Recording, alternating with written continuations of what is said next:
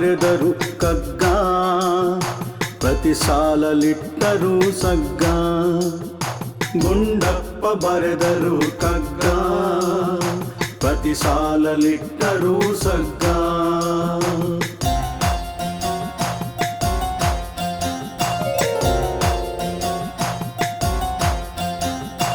ಕನ್ನಡದ ಕೈಪಿಡಿಯು ಕಗ್ಗ, ಬದುಕಿಗೆ ಪಾಠವಿದು ಕಗ್ಗ.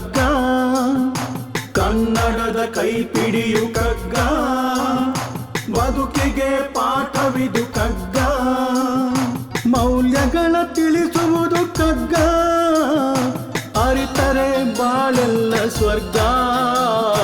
ಗುಂಡಪ್ಪ ಬರೆದರು ಕಗ್ಗ, ಪ್ರತಿ ಸಾಲಲಿಟ್ಟರು ಸಗ್ಗ.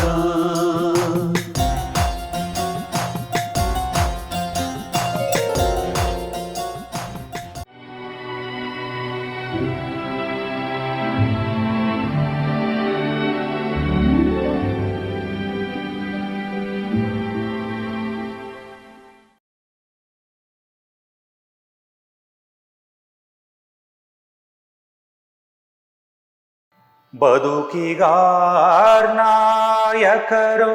ಏಕನೋ ಅನೇಕರೋ, ಬದುಕಿಗಾರ್ನಾಯಕರು ಏಕನೋ ಅನೇಕರೋ. ವಿಧಿಯೋ ಪೌರುಷವೋ ಧರ್ಮವೋ ಅಂಧಬಲವೋ, ವಿಧಿಯೋ ಪೌರುಷವೋ ಧರ್ಮವೋ ಅಂಧಬಲವೋ. ಕುದುರುವುದು ಎಂತು ಈ ಅವ್ಯವಸ್ಥೆಯ ಪಾಡು, ಕುದುರುವುದು ಎಂತು ಈ ಅವ್ಯವಸ್ಥೆಯ ಪಾಡು. ಅದಿಗುದಿಯೇ ಗತಿಯೇನು ಮಂಕುತಿಮ್ಮ, ಅದಿಗುದಿಯೇ ಗತಿಯೇನೋ ಮಂಕುತಿಮ್ಮ.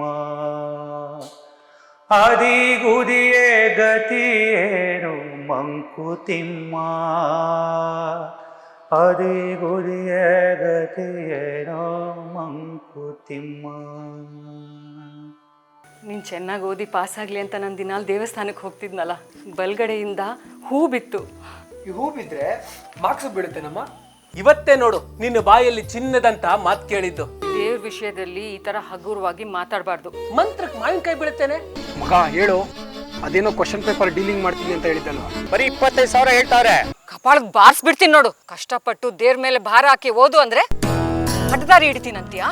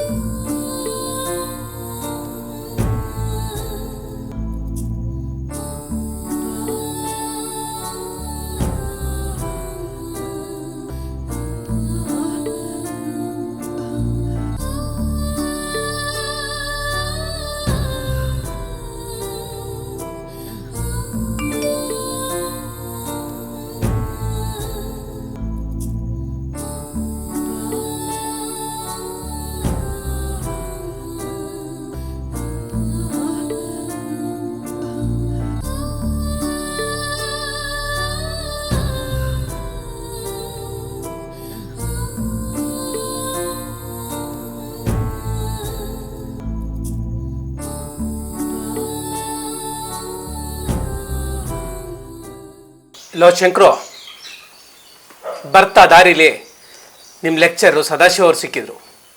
ಈ ನೋಟ್ಸ್ ಕೊಟ್ಟರು. ಇದರಲ್ಲಿ ಇರೋದನ್ನೆಲ್ಲ ಚೆನ್ನಾಗಿ ಓದ್ಕೊಳ್ಳಿ, ಒಳ್ಳೆ ಮಾರ್ಕ್ಸ್ ಬರುತ್ತೆ ಅಂತಂದರು. ಚೆನ್ನಾಗಿ ಓದ್ಕೋ. ನೋಡ್ ಶಂಕರ, ನಿನ್ನ ಭವಿಷ್ಯ ಈಗ ನಿನ್ನ ಕೈಲಿದೆ. ನಂಬಿಕೆ ಇಟ್ಟು ಶ್ರದ್ಧೆಯಿಂದ ಓದು. ಎಂಥ ಕಬ್ಬಿಣದ ಕಡಲೆ ಆದರೂ ಸುಲಭವಾಗಿ ಅರ್ಥವಾಗುತ್ತೆ.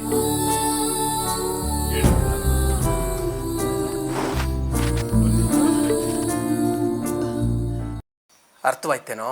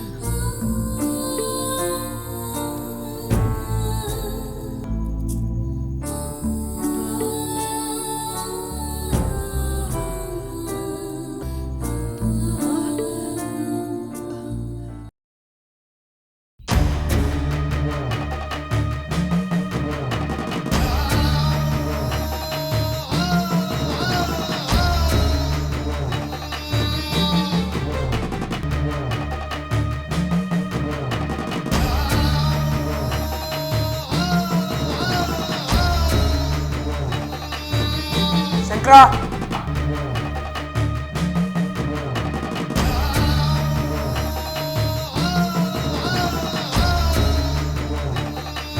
ಶಂಕರ, ನನ್ನ ಪರ್ಸಲ್ಲಿ ಇಟ್ಟಿದ್ದು ದುಡ್ಡು ಕಾಣ್ತಾ ಇಲ್ಲ. ನೀನೇ ತಾನೇ ತಗೊಂಡಿದ್ದು? ಬೊಗಳು, ನೀನೇ ತಾನೇ ತಗೊಂಡಿದ್ದು? ಬಿಡ್ರಿ, ಅವನಿಗೆ ಯಾಕ್ರಿ ಹೊಡಿತೀರಾ? ದುಡ್ಡು ತಗೊಂಡಿದ್ದು ನಾನು. ನನಗೆ ಹೊಡಿರಿ ಬಡಿರಿ, ಬೇಕಿದ್ರೆ ಸಾಯಿಸ್ರಿ. ನಿಮ್ಗೆ ಏನ್ ಶಿಕ್ಷೆ ಬೇಕೋ ಅದನ್ನ ಕೊಡಿ ನಂಗೆ.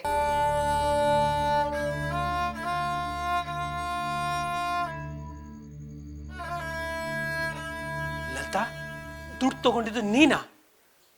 ನಿಜ ಹೇಳ್ತಾ ಇದೆ ತಾನೇ? ಹೌದು, ನಾನೇ ತಗೊಂಡಿದ್ದು. ಮನೆ ಖರ್ಚಿಗೆ ದುಡ್ಡು ಬೇಕಾಗಿತ್ತು, ಚೀಟಿ ಬೇರೆ ಕಟ್ಟಬೇಕಾಗಿತ್ತು. ಆ ಶಾಂತಮ್ಮ ಪದೇ ಪದೇ ಫೋನ್ ಮಾಡಿ ನನ್ನ ತಲೆ ತಿಂತಾ ಇದ್ಲು. ನನಗೆ ಕ್ಯಾಶೇ ಬೇಕು, ಆನ್ಲೈನ್ ಬೇಡ ಅಂತ. ನೀವು ಬೇರೆ ಮನೇಲಿ ಇರಲಿಲ್ಲ, ಅದಕ್ಕೆ ಪಾಕೆಟಿಂದ ನಾನೇ ದುಡ್ಡು ತಗೊಂಡು ಇವನ್ ಕೈಲಿ ಕೊಟ್ಟು ಕಳಿಸ್ದೆ ಅಲ್ವೇನೋ?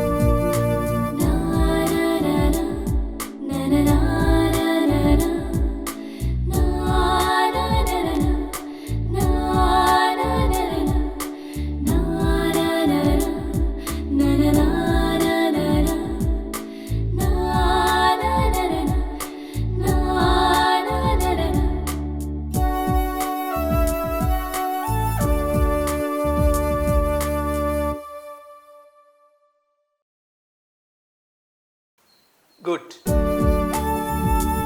ನಾನು ತಂದುಕೊಟ್ಟಿರೋ ನೋಟ್ಸ್ನೆಲ್ಲ ಓದ್ತಾ ಇದೆಯಲ್ಲ, ವೆರಿ ಗುಡ್. ನೀನು ಚೆನ್ನಾಗಿ ಓದಿ ಪಾಸ್ ಆಗ್ತೀಯ ಅನ್ನೋ ಭರವಸೆ ನನಗೆ ಇವಾಗ ಬಂತು. ನೋಡಿ ಶಂಕರು, ಓದಿ ಪಾಸ್ ಆಗೋದು ಕಷ್ಟ ಇರ್ಬೋದು, ಆದರೆ ಓದದೆ ಪಾಸ್ ಆಗೋದು ಇನ್ನೂ ಕಷ್ಟ. ಆ ಗಣೇಶನ ಆಶೀರ್ವಾದನೂ ನಿಂಗೆ ಸಿಕ್ಕಿದೆ ಕಣೋ. ಇನ್ನು ಏನು ಟೆನ್ಷನ್ ಇಲ್ಲದೆ ನಿಶ್ಚಿಂತೆಯಾಗಿ ಓದಿ ಪಾಸ್ ಆಗ್ಬೋದು. ಆ ನಂಬಿಕೆ ನನಗಿದೆ. ನೀನೀಗ ನನಗೆ ಬಿಸಿ ಬಿಸಿ ಕಾಫಿ ಕೊಡ್ತೀಯ ಅನ್ನೋ ನಂಬಿಕೆನೂ ಇದೆ. ಸರಿ, ಕೊಡ್ತೀನಿ.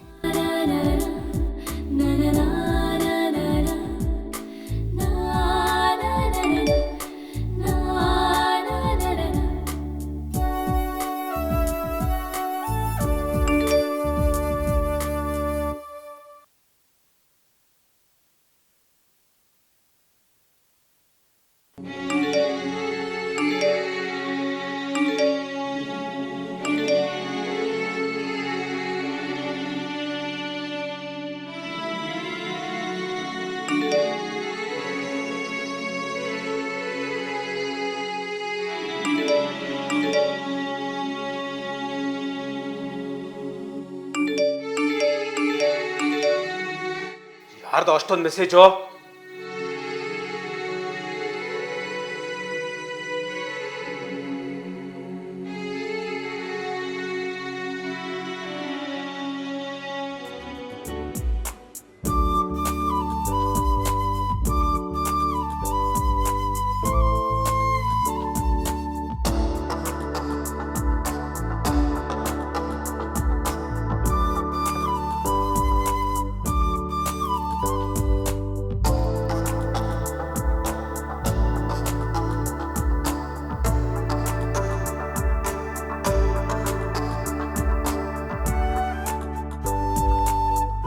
ಅವನಿಗೆ ಯಾಕ್ರಿ ಹೊಡಿತೀರಾ?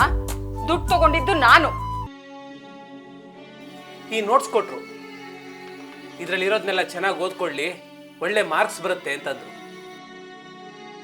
ಕಷ್ಟಪಟ್ಟು ದೇವ್ರ ಮೇಲೆ ಭಾರ ಹಾಕಿ ಓದು ಅಂದ್ರೆ ಅಡ್ಡದಾರಿ ಹಿಡಿತೀನಂತೀಯಾ? ನೀನ್ ಚೆನ್ನಾಗಿ ಓದಿ ಪಾಸ್ ಆಗ್ಲಿ ಅಂತ ನಾನು ದಿನಾಲ್ ದೇವಸ್ಥಾನಕ್ಕೆ ಹೋಗ್ತಿದ್ನಲ್ಲ, ಅಲ್ಲಿ ಏನಾಯ್ತು ಗೊತ್ತಾ? ಬಲ್ಗಡೆಯಿಂದ ಹೂ ಬಿತ್ತು. ಯಾವ ತಾಯಿಗೆ ತಾನೆ ತನ್ನ ಮಗ ಪಾಸ್ ಆಗಬಾರ್ದು ಅಂತಿರುತ್ತೆ? ನಿನ್ಗೆ ಪಾಸ್ ಆಗೋ ಆಸೆ ಇದ್ರೆ ಕಷ್ಟಪಟ್ಟು ಓದು, ಓದಿದ್ದನ್ನ ದಕ್ಕಿಸ್ಕೊ, ಗೊತ್ತಿಲ್ಲದೆ ಇದ್ದನ್ನ ಬೇರೆಯವ್ರನ್ನ ಕೇಳಿ ತಿಳ್ಕೊ. ಶ್ರಮಕ್ಕೆ ಅದರದ್ದೇ ಆದ ಪ್ರತಿಫಲವಿದೆ. ನನಗೆ ಗೊತ್ತು ರೀ, ಮಾರ್ಕ್ಸ್ ಬರೋದು ಓದೋದ್ರಿಂದ, ಪುಸ್ತಕದಿಂದ ಅಂತ. ಆದರೆ ಅದಕ್ಕೆ ಬೇಕಾಗಿರೋ ಆತ್ಮವಿಶ್ವಾಸ ಬರೋದು ದೇವರಿಂದ. Very good. ನೀನು ಚೆನ್ನಾಗಿ ಓದಿ ಪಾಸ್ ಆಗ್ತೀಯ ಅನ್ನೋ ಭರವಸೆ ನನ್ಗೆ ಇವಾಗ ಬಂತು.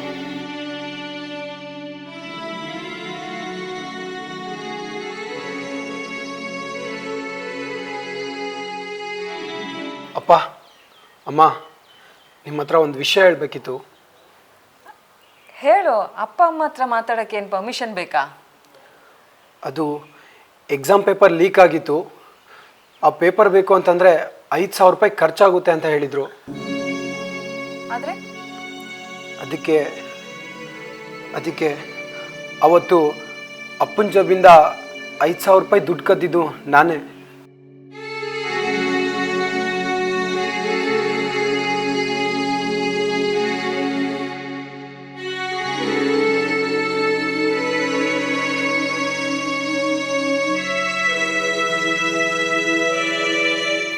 ಕ್ಷಮಿಸ್ಬಿಡಿ.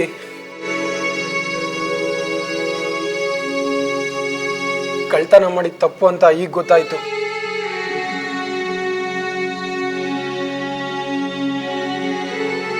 ಈ ಸುಳ್ಳು ಮೋಸ ಯಾವಾಗಿದ್ರೂ ಹೊರಗಡೆ ಬರುತ್ತೆ ಅಂತ ಇವಾಗ ಗೊತ್ತಾಯ್ತು. ಇರ್ಲಿ ಬಿಡು, ತಪ್ಪನ್ನ ತಿದ್ಕೊಂಡು ಒಳ್ಳೆ ದಾರಿಯಲ್ಲಿ ನಡೆಯೋದು ಸಜ್ಜನರ ಲಕ್ಷಣ. ನಿನ್ ತಪ್ಪಿನಾರು ನಿನ್ಗಾಯ್ತಲ್ಲ, ಅಷ್ಟು ಸಾಕು.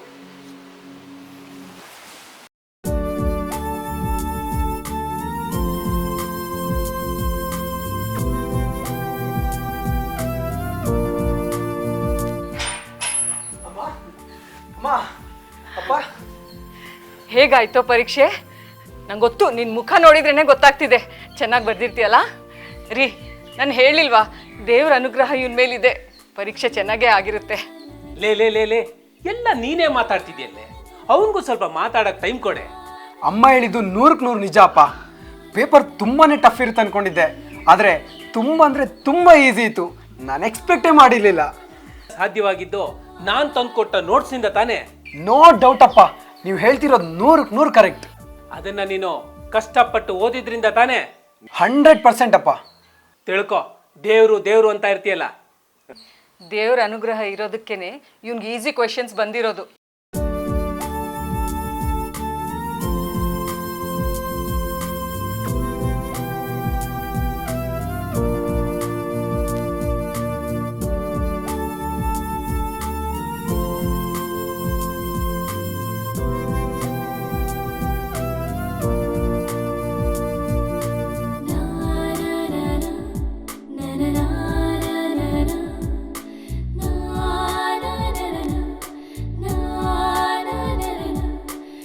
ನಿಜಕ್ಕೂ ಇಲ್ಲಿ ಗೆದ್ದಿದ್ದು ಯಾರು? ಹೇಗೆ? ದೇವ್ರು ಗೆಲ್ಸಿದ್ದ? ಅಪ್ಪ ತಂದುಕೊಟ್ಟ ನೋಟ್ಸ್ ಗೆಲ್ಸಿದ್ದ?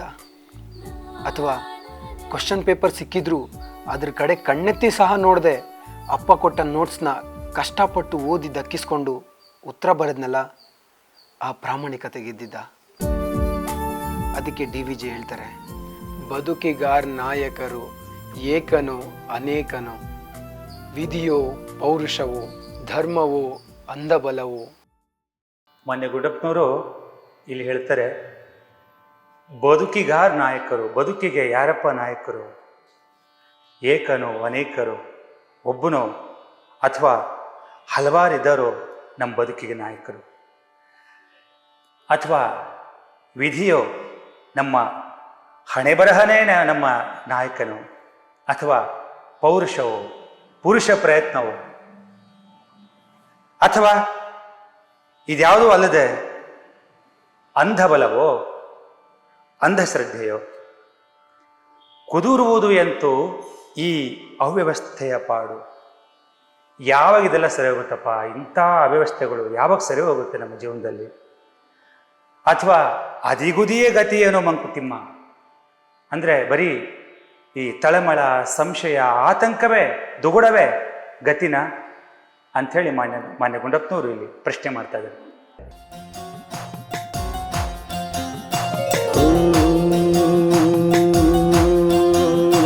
ಗುಂಡಪ್ಪ ಬರೆದರು ಕಗ್ಗ, ಪ್ರತಿ ಸಾಲಲಿಟ್ಟರು ಸಗ್ಗ.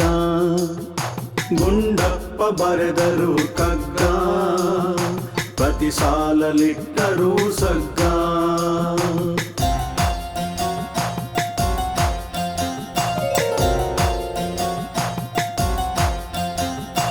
ಕನ್ನಡದ ಕೈಪಿಡಿಯು ಕಗ್ಗ, ಬದುಕಿಗೆ ಪಾಠವಿದು ಕಗ್ಗ. ಕನ್ನಡದ ಕೈಪಿಡಿಯು ಕಗ್ಗ, ಬದುಕಿಗೆ ಪಾಠವಿದು ಕಗ್ಗ. ಮೌಲ್ಯಗಳ ತಿಳಿಸುವುದು ಕಗ್ಗ, ಅರಿತರೆ ಬಾಳೆಲ್ಲ ಸ್ವರ್ಗ. ಗುಂಡಪ್ಪ ಬರೆದರು ಕಗ್ಗ, ಪ್ರತಿ ಸಾಲಲಿಟ್ಟರು ಸಗ್ಗ.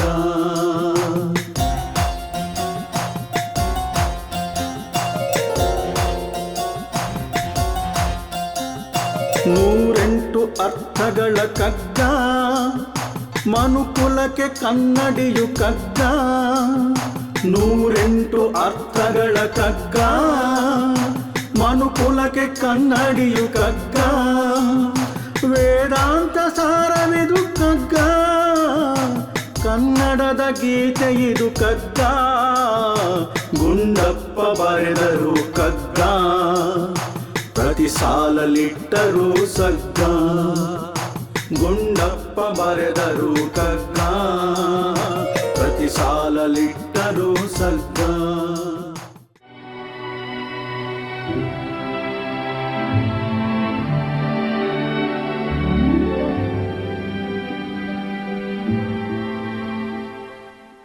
ಸಮಾರಂಭ ಎಲ್ಲೇ ಇರಲಿ, ಸೀಮಂತದಿಂದ ಮದುವೆವರೆಗೂ ಯಾವುದೇ ಆಗಿರಲಿ, ನಿಮ್ಮ ಕನಸನ್ನು ನನಸು ಮಾಡಲು ನಾವಿದ್ದೇವೆ.